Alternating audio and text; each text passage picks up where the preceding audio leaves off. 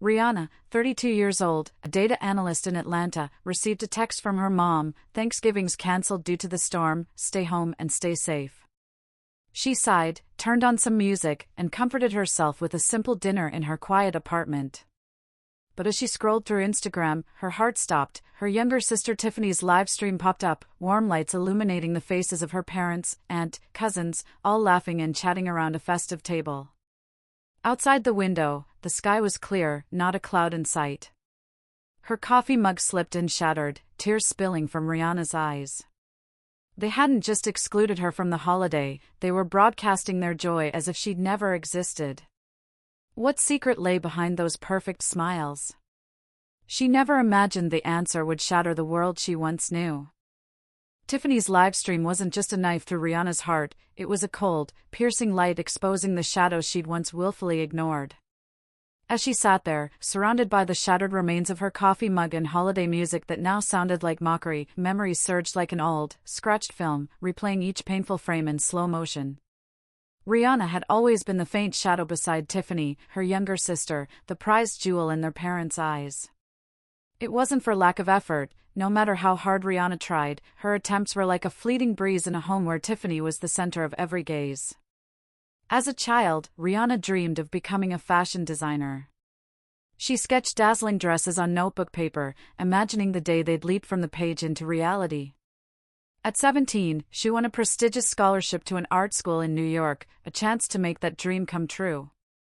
But when she tremblingly showed her parents the acceptance letter, her mother barely glanced at it before setting it on the table, her tone flat. "Design? You think we have money for frivolous things like that? Study data, it's more stable." Her father nodded, adding, "Tiffany's the creative one, you should be practical." Rihanna swallowed her tears, folded the letter, and tucked her dream into a wooden box under her bed, where it lay dormant for the next 15 years.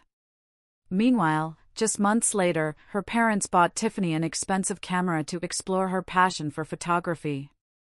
The 15-year-old snapped a few blurry shots, posted them online, and the family gushed, "Tiffany's so talented." Rihanna stood by, silently wiping tears, convincing herself her sacrifice was for their happiness. The unfairness didn't end with childhood. At 25, Rihanna slaved away at her data job, pulling overtime to send money home to help her parents pay off the mortgage. Some nights, she slept just 3 hours, eyes sunken, hands trembling over the keyboard, but she still smiled through phone calls when her mom said, "Thanks, but don't overdo it." She thought it was love, her duty as a daughter. Yet at the same time, Tiffany, who'd dropped out of college because she was bored, announced she wanted to be a beauty blogger. Instead of reprimanding her, their parents eagerly dipped into the joint account, largely funded by Rihanna, to buy Tiffany filming gear and a plane ticket to Paris for inspiration. When Rihanna asked why no one consulted her, her mom laughed it off. "Tiffany needs a chance to shine, you already have a job." The words stabbed like needles, but Rihanna nodded, consoling herself that she was the family's silent pillar. In the years that followed, the favoritism blazed like the midday sun. Once, their mom threw a lavish 50th birthday party, and Rihanna spent a month planning it, ordering flowers, cooking her mom's favorite roast chicken, cleaning up afterward. That night, she was so exhausted she fell asleep on the couch, rag still in hand. But the next day, when relatives visited, her mom spun a different tale. "Tiffany did it all, she's so thoughtful." Rihanna just sat there. Tiffany, who'd only shown up for 30 minutes to snap selfies with their mom before leaving with friends, beamed as everyone applauded. Rihanna stood in the kitchen, gripping a glass, feeling erased from her own story. She wanted to scream, to smash something, but instead, she quietly washed dishes, tears mixing with the running water. And her father? He was always stern with Rihanna, yet inexplicably gentle with Tiffany. When he had a car accident the year Rihanna turned 28, she took 2 months of unpaid leave to care for him, cooking porridge, changing bandages, driving him to physical therapy. One day, she fainted in the hospital from exhaustion but still smiled when he woke up. "Tiffany?" She visited once, camera in tow, filming a few minutes of Dad's recovery journey for YouTube before leaving, citing a busy livestream schedule. Yet when he recovered, he hugged Tiffany in front of the family and said, "She gave me the strength to pull through." Rihanna stood there, hands calloused from months of care, her heart in pieces. She wondered, what did I do wrong? The Thanksgiving livestream wasn't the first time she'd felt this injustice, but it was the first time it stared her down so starkly she couldn't look away. She recalled how Tiffany was whisked off to Bali by their parents to learn content creation, while Rihanna cancelled a rare vacation to fix their plumbing. She remembered the endless praise from relatives for Tiffany, she's so unique, so creative, while she got pitying looks, why doesn't Rihanna ever change? She tried to believe this was how her family loved her, that her sacrifices mattered. But seeing her parents' radiant smiles in the live stream, next to Tiffany and the roast chicken she'd spent hours perfecting for them, she faced a bitter truth. They didn't just favor Tiffany, they'd chosen her as the family's heart, while Rihanna was a smudge they could easily erase. The last tear rolled down Rihanna's cheek as she closed the live stream. The sound of her family's laughter echoed in her mind, mingling with her pounding heartbeat. She stood, stepping over the mug shards, and gazed out the window at a calm night sky, no trace of the storm her mom had claimed. She wondered, when did they choose Tiffany? And how long have I been lying to myself? Anger began to smolder in her chest, not just for this Thanksgiving, but for all the years she'd been pushed aside, turned into a tool to lift Tiffany up. Rihanna clenched her fists, nails digging into her palms. She didn't know it yet, but a real storm was brewing, not outside, but within her, ready to sweep away everything she'd once believed in. Standing in her silent apartment, the glow from her phone screen casting light on her tear-streaked face, Rihanna wondered if this was the first time her family had woven a web of lies to edge her out of their perfect picture. But as she picked up the shards of the broken coffee mug from the floor, each jagged piece slicing into her memories, she realized a horrifying truth: Thanksgiving wasn't a one-time misstep. It was a fragment of a larger tapestry, one where she'd been erased from family moments not by accident, but through a meticulously crafted plan spanning years.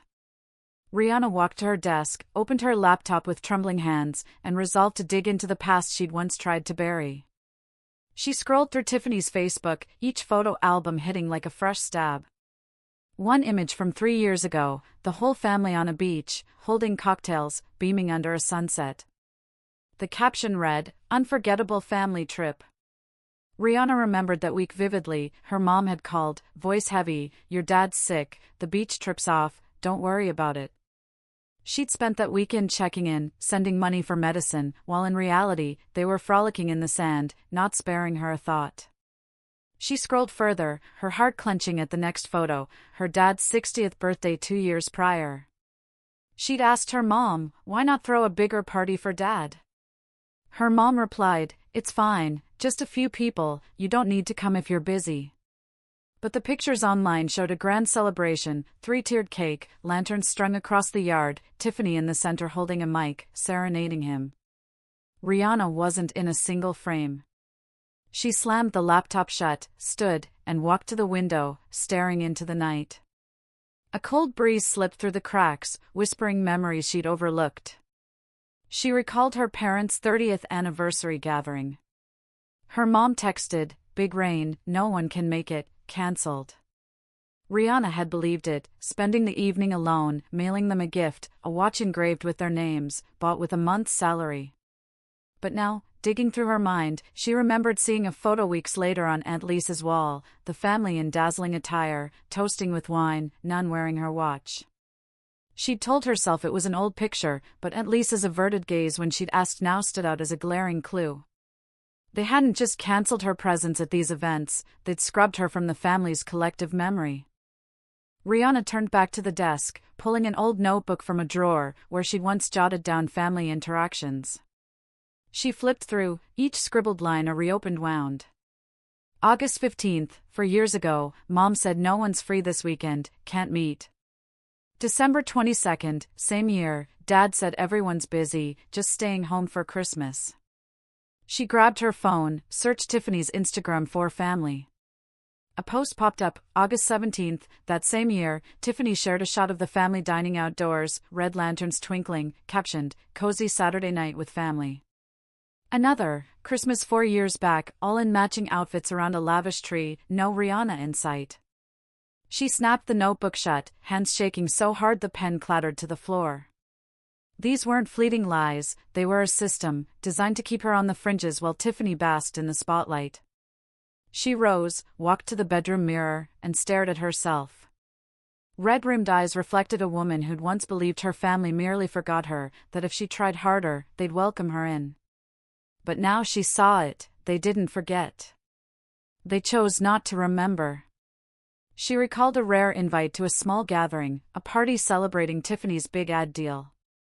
She'd arrived early, bringing an expensive bottle of wine to share. But all night, her mom paraded Tiffany around to guests while Rihanna sat in a corner, ignored to the point a distant relative asked, "Who are you here with?" When she left, no one noticed, and the next day, Tiffany posted party pics with the caption, "Family's always my rock." Rihanna wasn't in them, as if she'd never stepped into the room. It all crystallized painfully as she thought of how they hid it. She remembered her mom's brief calls, always ending with, "Gotta go, busy," or her dad's texts, "Don't worry, all's good." They didn't just lie, they coordinated, from her parents to Tiffany, even the relatives. She once glimpsed Aunt Lisa texting in a family group chat when she peeked at her phone. Rihanna asked about the weekend, "Say it's cancelled, don't let her know." She thought she'd misread it then, but now the final piece clicked. They didn't want her there, not because she'd done anything wrong, but because her presence disrupted the flawless image they'd built around Tiffany, the golden daughter who always shone, always loved. Rihanna sank into a chair, mind reeling. She was no longer the naive girl who thought her family was just carelessly distant. She was a victim of a game she'd never been invited to play, where each lie was a brick in the wall separating her from those she'd called home. She picked up her phone, fingers hovering over her mom's number. She wanted to call, to scream into the line, demand why they'd done this, why she wasn't enough to be loved. But she stopped, setting the phone down. Asking was pointless, they'd lie again, as they had hundreds of times. Instead, she stood, opened the balcony door, and let the night breeze sweep away the weight in her chest. She didn't know it yet, but in that moment, another door was opening, not back to her family, but to a fight to reclaim herself. After uncovering the intricate web of deceit her family had spun, lies crafted to keep her in the dark, Rihanna could no longer stand still. That night, as faint moonlight filtered through the window, she looked into the mirror. Her red-rimmed eyes no longer belonged to a resigned daughter. They burned with a new resolve, sharp as the blade she was about to draw to sever the ties with those who once called her family. She knew that if she didn't confront them now, the truth would remain buried beneath the perfect facade they'd built, and she'd forever be the outcast in her own story. The next morning, Rihanna didn't wait. She grabbed her phone, fingers flying across the screen, opening the video call app and dialing her mom. Tiffany's livestream was still going. She could hear laughter echoing through the phone's speaker before her mom picked up. When her mother's face appeared, a flicker of unease crossed her eyes but was quickly masked by that familiar smile. Rihanna didn't give her a chance to offer a fake greeting. "Explain it," she said, her voice so cold it startled even herself. "Where's the storm when everyone's laughing on Tiffany's livestream?" Her mom stammered, hand covering her mouth as if to stop another lie from spilling out. "Rihanna, you've misunderstood, But Rihanna cut her off, shouting into the phone, "Misunderstood? You think I'm blind or stupid? I saw Dad, Aunt Lisa, everyone, except me." Her yell drowned out the festive music from the live stream, and for a moment, she caught Tiffany turning, her face flashing with panic on the screen her mom held. Her mother sighed, slipping into that familiar tone, the one Rihanna once mistook for love but now recognized as manipulation. "Calm down, Tiffany just wanted a perfect day, you tend to make things awkward." Those words were like fuel on a fire. Rihanna let out a bitter laugh, tears spilling but she didn't wipe them away. "Perfect without me, right? So why not just say it instead of making up a storm? Why lie like I'm some burden?" Her mom fell silent, eyes darting aside, and then her dad's voice boomed from behind, "Rihanna, that's enough. What's with you yelling at your mother?" He stepped into the frame, face flushed with anger, but Rihanna didn't back down. She held up her phone, showing him the screenshot of her mom's text, "Thanksgiving's cancelled due to the storm," and shouted, "What's this?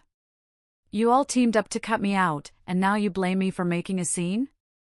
Her dad froze, but instead of answering, he turned to her mom, "Hang up, don't talk to her anymore." But Rihanna wasn't done. She opened the family group chat, where her check-ins had rarely gotten replies, and typed a short message, "I know everything." She attached a screenshot of Tiffany's live stream, the family toasting in celebration, and hit send. Her phone buzzed incessantly. Aunt Lisa texted, "Rihanna, you're overreacting, it's just a party." Cousin Mark wrote, "Don't ruin the day." But the message that stunned her came from Tiffany, "If you're jealous, don't drag everyone down with you. This is my day." Rihanna reread it, fingers gripping the phone until her knuckles whitened. She replied with one line, "Your day's built on mom and dad's lies, proud of that?"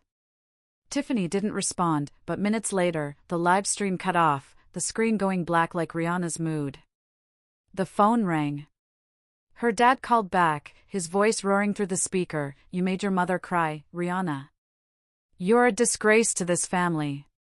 Why can't you let it go instead of digging?" His words hit like a punch to the chest. Rihanna sank to the floor, clutching her chest, tears streaming. "Let it go?" she whispered, then screamed, "Let it go when you've lied to me over and over? Let Tiffany have it all while I'm erased?" Her dad went quiet for a second, then said coldly, "If you can't handle it, don't call yourself part of this family anymore." The call ended abruptly. Rihanna sat there in the empty room, feeling like the world had collapsed beneath her. Her father, the man she'd respected, sacrificed everything to please, had just disowned her for daring to demand the truth. She stood, legs trembling, and walked to her desk, opening her laptop. She drafted a longer email to the whole family, not just her parents and Tiffany, but Aunt Lisa, Mark, everyone in the chat. "I saw the live stream," she wrote, "and I know this isn't the first time.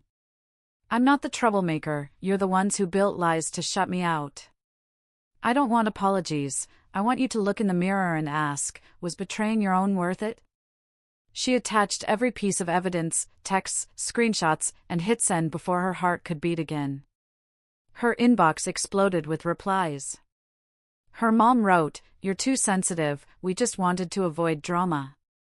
Tiffany sent a long, shaky voicemail, furious, "You think you're the victim, but you're the one pushing everyone away.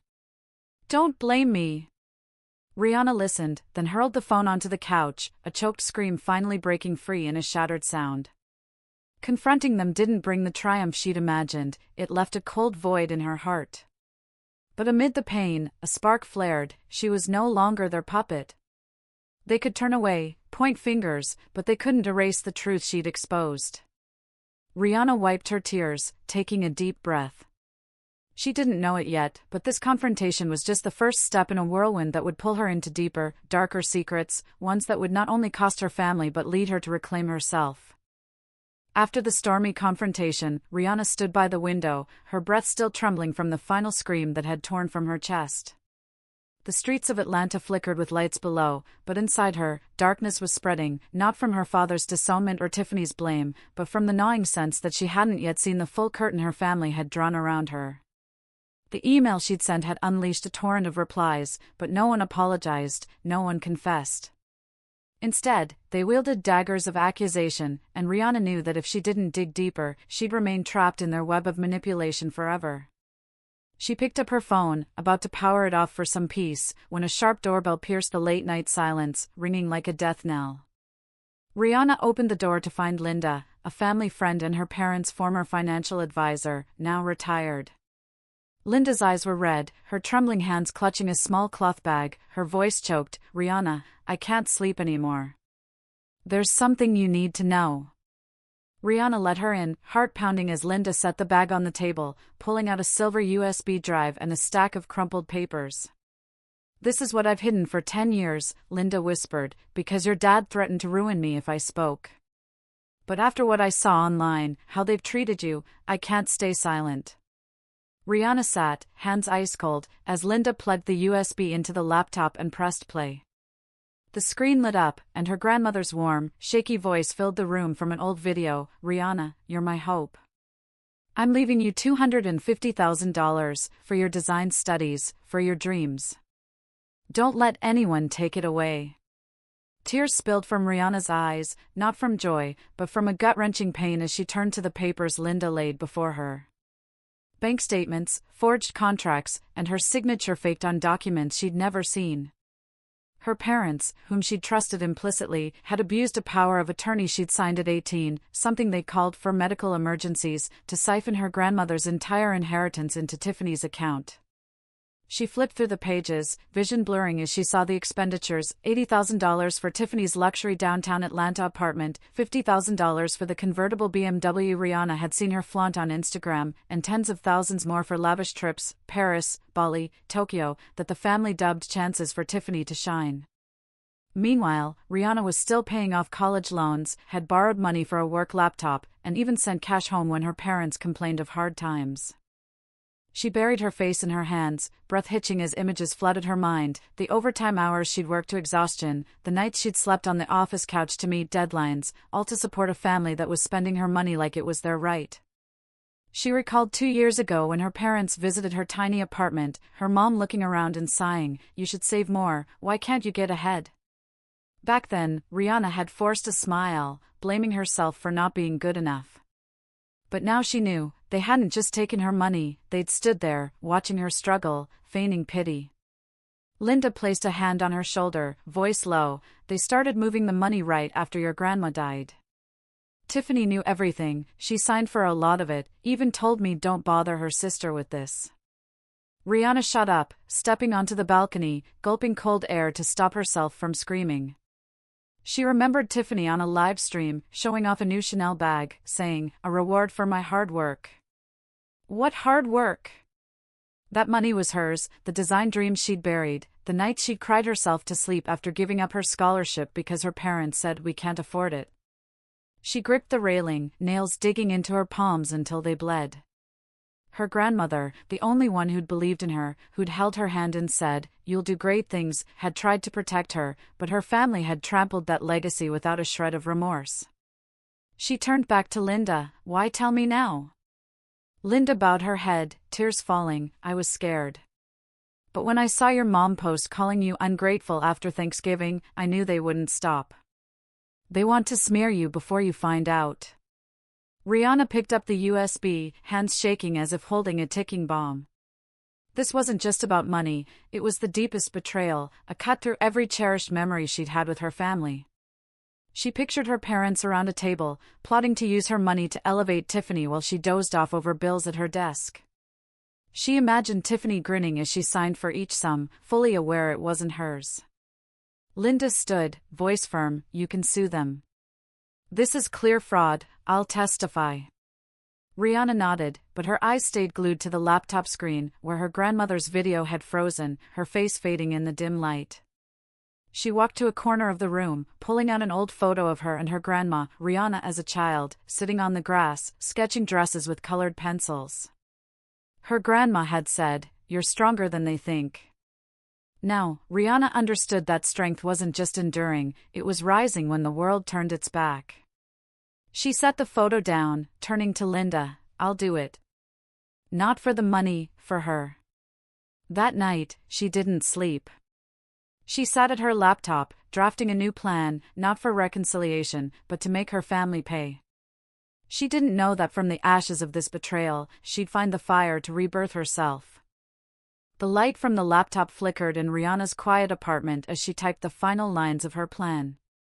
After Linda's gut-wrenching revelation, the betrayal not just of lies but of stealing her future, Rihanna had no room left for hesitation.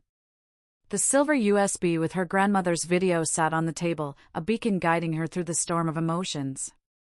She didn't just want justice, she wanted her family to face their true selves, not through words, but behind prison bars and in the eyes of those who once adored their perfect image.